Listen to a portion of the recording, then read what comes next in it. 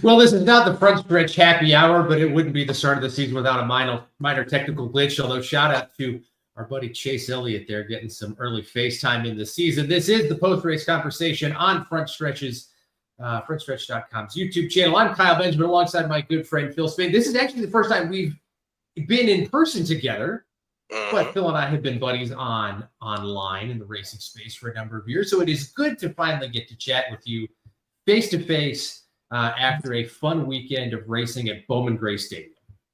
Yeah, definitely great to hang out with you. You know, this is we've known each other, like you say, for a few years now, and you know, good to put a voice to a face. So Exactly. More than just characters on Twitter. I want to say it goes back to at least 2019. So it's been a minute. But you were at Bowman Gray on Saturday for the heat race at the modified. What was the atmosphere like? What was it like being there in person? Honestly, you know, I was one of those people in the beginning when they announced that this was going to Bowman Gray. That was like, oh, you know, they're making a grave mistake by doing this. But by I would say by lap 5 of the first heat race, I was sold. Like I've already said that if it comes back to Bowman Gray next year, we're gonna go for the whole weekend. But we hadn't even decided until basically we were in the midway that we were gonna go to the modified race and go to the the heats and qualifying, and that was a good idea. We weren't all that prepared because it was cold, but you know the atmosphere was it was great because it was almost like you were bridging the past with today. And, you know, we've always heard about the Madhouse and how crazy it gets there. But to see that on display from, early in the afternoon on, that was just crazy. And it was a lively atmosphere. Everyone has their favorites, but, they stand up for who they believe in. But, yeah, overall, it was a fun time. 17,000 seats there at Bowman Gray. And I don't think a single of them were used last night or tonight. Every shot of the crowd, the fans were on their feet. Yeah. When, after, I say, around, lap 5 of that first heat, I didn't sit down for, unless it was, a break in the action, if you got a caution or something like that. But the best vantage point is to be on your feet.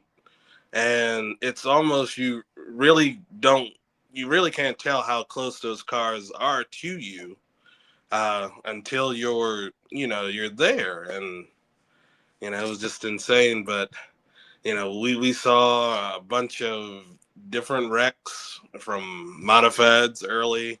Ryan Preece had a day. And then, all of the time that we spent in the first heat under caution, that almost made it feel like they were getting ready to run 75 laps in that. So, and I think there was some early concern that if they couldn't get through the heat race cleanly, the racing today would have taken forever, and we didn't see in the last chance qualifier some bent feelings and torn up carbon fiber, and then the feature ran pretty smoothly until the second half when tempers started to get high and elbows were out. But overall, I mean, I think it was a great event. Kudos to NASCAR for continuing to think outside the box as they look to generate excitement and do things they haven't done in a while. I mean, 17,000 is not a ton for a cup race. Nashville holds around 30, Kansas holds around 50. So that's the smallest crowd they've had in a while, but it was a good race. I mean, I sat there and I watched, both of them and enjoyed it. There was action going on.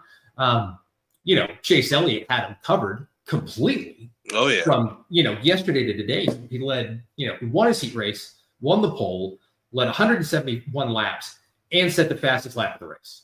Yep. It's hard to beat. That is absolutely hard to take a guy down who's that quick. Yeah, that's one of those things, I guess, as the kids call it today, belt the ass. Excuse my language. Yes. But, it was a clinic. Like, he had the car. He had it from the beginning of the race all the way through. It was just, I thought at the end Blaney was going to catch him, but, I think Blaney used up his stuff. A lot of the guys behind him, too, had already used up.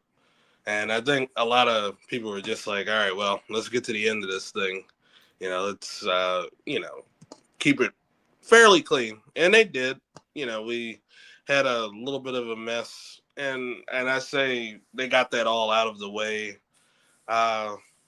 somewhat early in that second stage, I guess. And, just rode on like a normal short track race lately. But it was good to see that. And I'll say this, too, about the short track package now, or at least with the tires that they're using. Last night, even though it was maybe, I think, had to have been no more than about 40 to 45 degrees, there's a bunch of rubber on the track. So whatever they're doing, I think, they're continuing to get better with it. And as they learn about this car and about the tires, I think it helped with the elements tonight, even though, we didn't see any tire failures or anything that you might see short track racing. But, it was a clinic by Chase Elliott, even though his Hendrick teammates, all other than him, didn't seem to have a good night.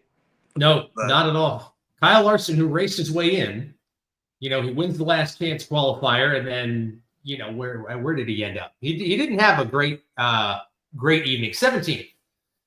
Yeah. One lap down, but he spun 3 times. Teammates, Alex Bowman, half spun. He was caught up in somebody else's mess. Yeah. And William Byron just ran out of racetrack. He found that the jut in the wall there towards one of the end zones and ended up in trouble twice. But, I think Rick Hendrick is probably okay with getting that W, which is Chase Elliott's first Clash win in 9 tries. First time Hendrick's won a Clash in a number of years. And Ryan Blaney and Chase Elliott Brian Blaney, I think, put on the best show of all of them. Started 23rd. He was plus 22 on the night, or plus 21, finishing second. Hamlin third, Logano fourth, Bubba Wallace, your boy, in fifth. Great run for him. 23-11 was strong all night long. No surprise there at all. I don't know what happened to Tyler Reddick. Where did he finish? Finished 8th. He ran up front, challenged. Shout out to those folks for running the unbannable livery. That's fun. I think a lot of people might have appreciated the humor there. Yep. Shane Van Gisbergen, 9th, and Chris Buescher, who ran 2nd a good chunk of the night, rounds out your top 10. Speaking of Chase and guys at the track, our at-track Intrepid reporter Chase Folsom is now joining us live from Bowman Gray Stadium. Chase, say hello to the folks watching online. What is going on, my friend? Howdy, howdy. Hope you guys can hear me well. It's cold out here, as Phil mentioned it was last night. But we had a lot of fun, and I think the crowd absolutely lived up to expectations because it was a blast. What's the you're there tonight, you talked to some of the drivers. What have been the immediate post-race reaction? Everybody is, you would think there'd be a lot of tempers, a lot of people mad and like, oh, I'm going to get this guy back. But honestly, everybody we've talked to so far has been like, it's Bowman Gray. I mean, I'm sure, of course, everybody that gets spun is going to be mad in the moment. But when you sit down and think about it, it's an exhibition race, and it is Bowman Gray. It's about the only way you can pass around this place is punting somebody. So everybody's just been happy to be here. Everybody loved the fan atmosphere. We got some great quotes on that. I believe Shane Van Gisbergen called them interesting specimen. So I think probably Shane's first trip to Winston-Salem, North Carolina. Yeah, I would say it's probably Shane's first trip to Winston-Salem, North Carolina. And this is probably as extreme of crazy as he's going to see on his first full-time Cup Series season. But I think the first trip here overall, everybody seems to think was a success. And some guys even mentioned they'd love to be back here more in the future. Awesome. I was watching the race, midway through the first segment there and thought, this is a perfect atmosphere for an all-star race. You had, you're basically, you're open Come around to you. the main event. And I don't see why you couldn't bring the All-Star race back to Bowman Gray, or for that matter, run the All-Star race before the season starts. Are you good? Yeah, I mean, the idea that I've liked, that's not a bad one, but the idea that I've liked that actually started going around Twitter is, you run a couple years here, and then you use this event, the Clash, or you could use the All-Star race for this, whichever one you want to use, and you go to another short track. And by doing that, you revive another, maybe not revive, but you renovate, bring up to spec another short track and give them another 20 years of life so that they can continue racing and keep the doors open, bring some bigger shows in, and maybe even bring a truck series race or an ARCA race. And you could use this event to keep the roots of the sport alive at a time where grassroots racing is struggling, and people may not want to admit it, but based on the number of tracks closing around the country, it's true. I think a cup race at Hickory, like the early mid '90s. I mean, that's a track that could certainly use an infusion of NASCAR money. But the surface is great; it's worn. I think action there would be pretty good. It would need some significant infrastructure improvements, but let's get that. Not a rumor, but let's float that idea out into the cyberspace and see what lands. Yeah, I think Hickory is one that comes to mind. They'd need just about everything but a repave. Don't touch the racetrack, but everything else, please fix it. South Boston is one that I think of. They wouldn't need much but a safer barrier.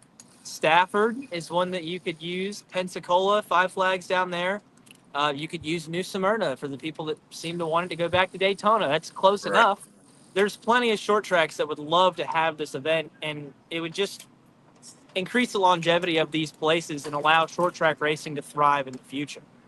Right. And I think too, honestly, it's almost like you could do it the same way SRX was doing it. Like, you go to these tracks, these little small town tracks, you do this, like you say, you run it 2 years here, 2 years there, but you're doing it maybe at, well, I wouldn't say Slinger because maybe, it's probably covered in snow this time of year, but all of the different places, that you can go, the possibilities are endless.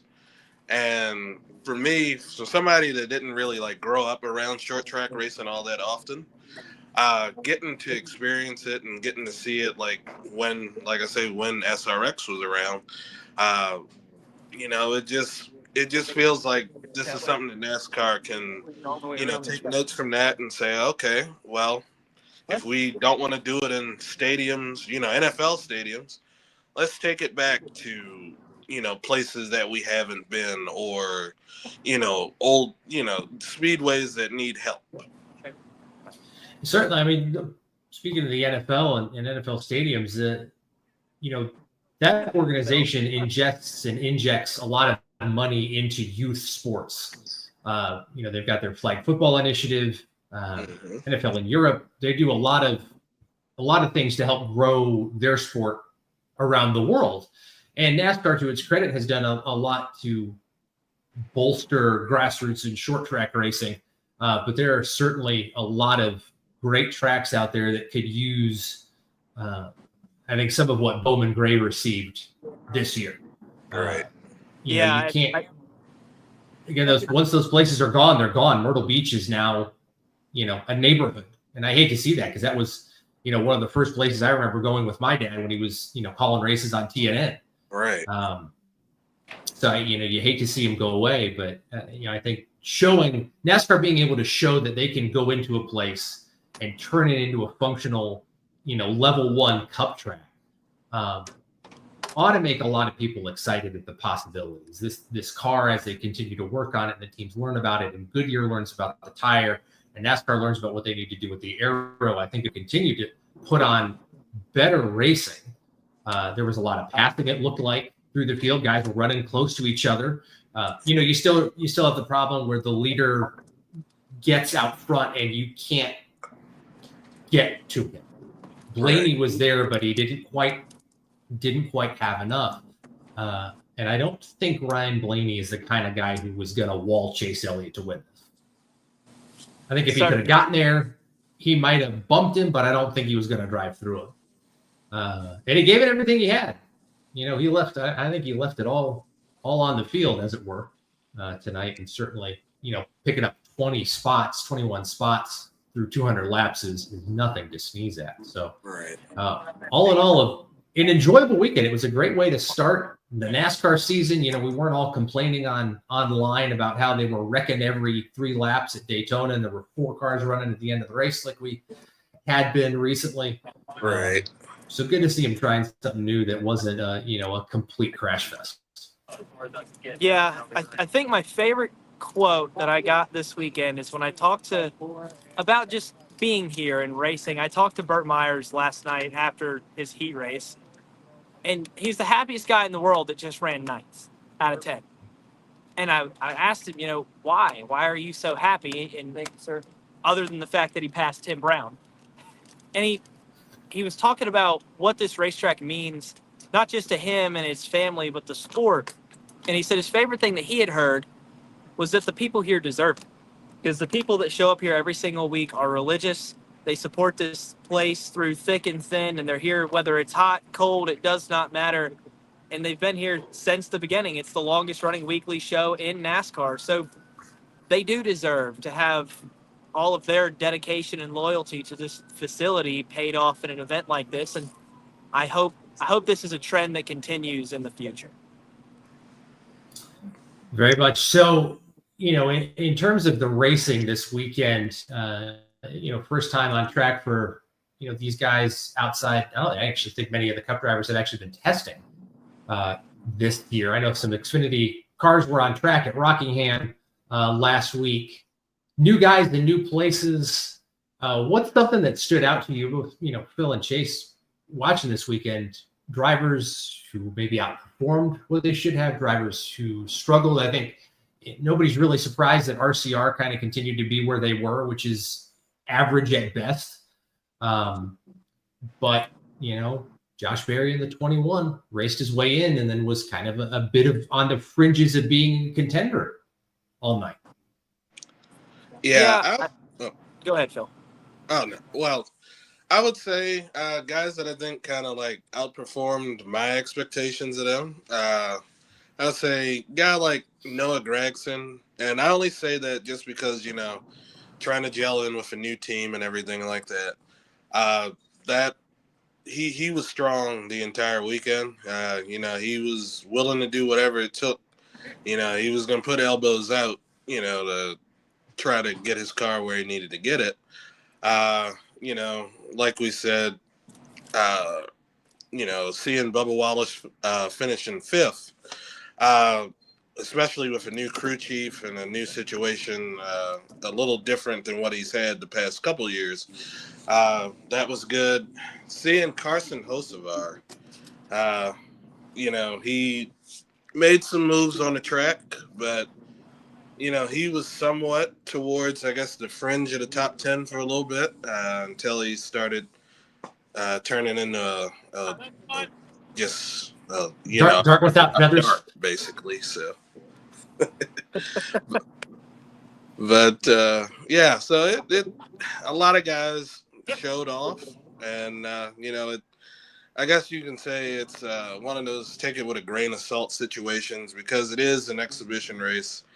But it's still 200 laps of, I guess you can say, almost like testing for a place like Martinsville or Bristol. So, looking at the top 10, it's almost an even split between the 3 manufacturers. You got Chevy, Ford, Toyota, Chevy, Ford, Toyota, Chevy, Ford in the top 10.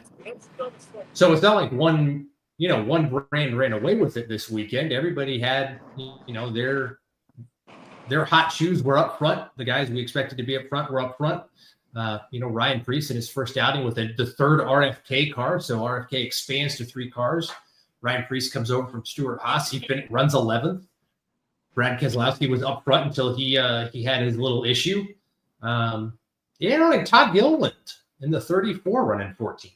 That's not a bad outing for him on a track. Actually, I would say he's probably got some laps here from the K&N days. But, other than Larson, Byron, and Bowman being 16th, 17th, or 17th, 18th, and 19th, I'm sorry. Those were the 3 guys who probably underperformed today. Yeah. I don't really know what to make of Hendrick's performance tonight because they've got a guy standing over there in victory lane behind me, and then they got 3 guys that were no-shows. It's a quarter-mile flat racetrack. We're not going to go to anything like it the rest of the year. So, like Phil said, take it with a grain of salt. Something that's going to take half the season to get used to is not calling the 19 car Martin Truex Jr. That is, in fact, Chase Briscoe now. So we can't call that's not stage winner MTJ anymore because the car looks basically the same. And I did it a couple times. I was like, oh, there's Truex. Oh, nope, that's Briscoe. And he was strong for a little bit until they knocked the steering out of it. It's what I was told happened with him. That is the official listing on the post-race results. He is the lone DNF tonight in the Clash, the Coliseum. Not the Coliseum. That was last year. This is Clash at Bowman Gray Stadium. The Cookout This is the Redneck Coliseum. Oh, It is. It is a Coliseum. It's not the last great. That's up the road from where I am in Bristol. yep. So as we wrap up our first post-race conversation of 2025, and we look to do many more of these live post-race chats, final thoughts on the weekend, gentlemen? Well, I loved it. Like I say, if they decide to come back to Bowman Gray next year, I will be there. I got to see this in person. You know, it's been fun. You know, it was a great weekend, great atmosphere. Hopefully, you know, it brought some much needed, commerce and stuff to a place like Winston-Salem. So, Well, and it is always good to bring commerce into these places, and that brings up an important point. This edition of Post-Race Conversation at frontstretch.com is sponsored by our friends at My Place Hotels. My Place Hotels is proud to be the official hotel sponsor of frontstretch.com. With plush beds, in-room kitchens, and pet-friendly hotels, My Place makes for the perfect pit stop when traveling. Racing fans can use promo code FRONTSTRETCH to save 10% on your stay at any of our nationwide properties. That's 10% off nationwide with code FRONTSTRETCH. This season, be sure to make My Place your place. Chase, are you at a My Place hotel this weekend? I know they've got locations all across the country. If you mean my place is in my house, then yes. Well, technically speaking, I suppose. Yeah. I'm 45 minutes away, so it's a short drive back to Iredell County for me. It's a home game for you. Yeah, it is. It Yep. worked out, but I'm sure we'll be at plenty My Place hotels throughout the season with Front Stretch's short track coverage that I'll be helping us do on the Front Stretch Grassroots channel. So what next race is up for you, Chase? I know short track racing doesn't get started here, in earnest for another couple of weeks. So I'm gonna plug too as the short track guy for us. Our short track coverage kicks off Tuesday, February 11th at New Smyrna Speedway for the ASA Stars race there for Daytona week. Dalton Hopkins will be there for us, and then my season, other than here, kicks off with the Cars Tour at New River All-American Speedway on March 1st. Big year for the Cars Tour this year, so be sure to check all that on Flow Racing and check out our content at Front Stretch. We do have some things with the Cars Tour percolating in the background. It could be a big year for both Front Stretch and the Cars Tour on that front. Phil, when are you next headed to the racetrack? Let's see. Our next race will probably be, I think, Martinsville. That'll be our first one of the year, our first official race of the year, but looking forward to it. That Martinsville Glizzy. Yeah, I'll be there. When we get around to Martinsville, we'll talk about the Martinsville hot dog and why it's the most overrated bit of sports food on the planet. With all due respect to our friends at Martinsville Speedway, I got thoughts. I got thoughts from my own experience. Clay Campbell, Connor Hall told me he could eat 50 of them in a day, so take it up with him. That seems excessive and unnecessary. That seems like talk to him for 5 minutes, you'd believe distress. Well, fellas, I do appreciate getting to chat with you all about some racing. It is 11 o'clock. I know it's past my bedtime. Chase, you've worked all day today. I'm sure you'd like to wrap up. Go talk to the winner, Chase Elliott. Get some articles out on frontstretch.com breaking down all the action. Phil, I know you're an elder millennial like I am. I know Sarah's probably like, hey, wrap it up. You're a fellow. Yep. We got, stuff to do in the morning. She was at the door a minute ago, so here you go. Come on. Let's go. Wrap it up. Yeah. So, well, we appreciate all of you who joined us here on this inaugural 2025 post-race conversation here on frontstretch.com. Again, brought to you by My Place Hotels. They are a proud sponsor of Front Stretch. We couldn't do what we do without our sponsors, and My Place Hotel is a new one for this season. Again, use code FrontStretch to get 10% off your stays at My Place. They do have hotels, I hear, around Indianapolis. So if you are eyeing the Brickyard 400, the Indianapolis 500, the Indy GP, check out myplace.com.